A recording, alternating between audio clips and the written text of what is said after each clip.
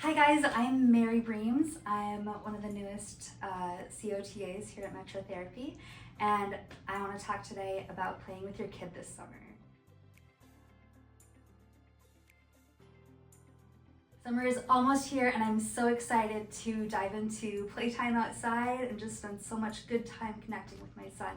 If you're anything like me, you have high ambitions for all the time you're going to spend with your kids this summer, playing in the sprinkler and having so much quality time together. But come August, you might be looking back thinking, oh, where did the time go? I wish I had more time to play and connect with my kids. So to avoid that August slump, let's do a little bit of thinking ahead about how to play with your kids this summer. So I probably don't have to tell you the value of play.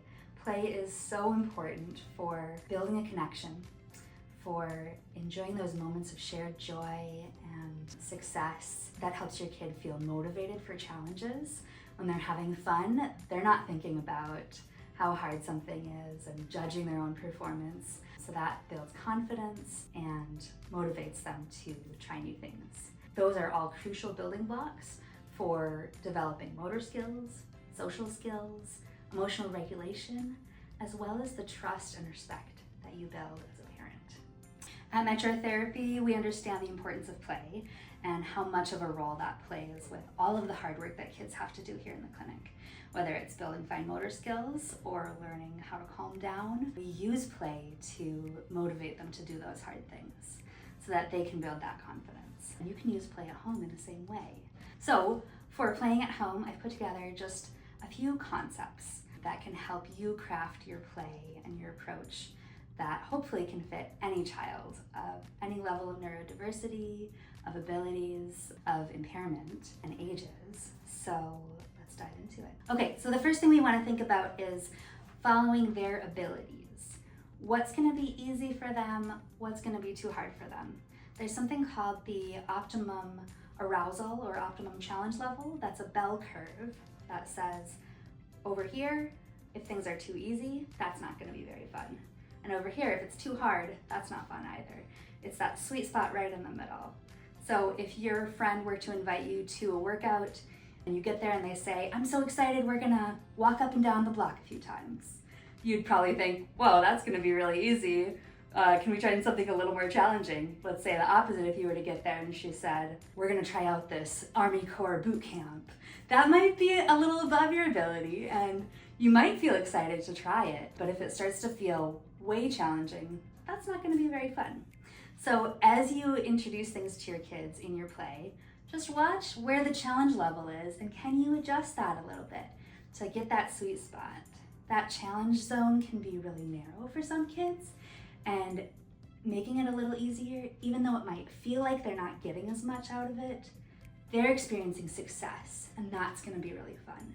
And when you share that joy with them, that's gonna build that connection. And then they'll feel ready to stand on that and try more challenging things. So just try to be mindful about finding that sweet spot there. The next thing is to follow their senses. What of their 5 senses do they really enjoy? Are they a kid that loves to listen to music? Maybe they're always kind of tapping on something. That might be fun to get into taking out the recycling and making different noises with the recycling. Maybe creating instruments out of different things around the house. And if they're, a child that is more experiential, maybe just making those noises together. If they're tapping on something, you take a moment and join them and zone in on that. What is that tapping sound? Can you join in on it? So those are ways you can kind of join your kid where they are and you can enjoy the world together in that way. Expand on their interests, try to meet them where they're at, and then see if they'll go with you somewhere else. See if you can take turns doing something you're interested in, they're interested in. And notice if something is not preferred for them, maybe they're a kid who's bothered by a lot of noise and bright light, maybe build some pillow forts and get in the dark. Get out some Christmas lights so you can be in this calm little zone with them. Whatever it is, think about the environment that you're in and how that meets your kids' sensory needs. The last thing we're going to think about is just time. What time in your day are you going to pick for this playtime to happen? Once you have a regular time that fits in your routine, that play can be usual and become automatic. Instead of it just being an intention, all of a sudden it has a home.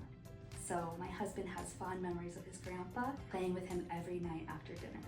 And it was just maybe 10 minutes. They would get out the stuffies and they called it party. That was such a fond memory for him to have party with grandpa. My cousin calls it mommy dates, where they get to pick a place to go once in a week.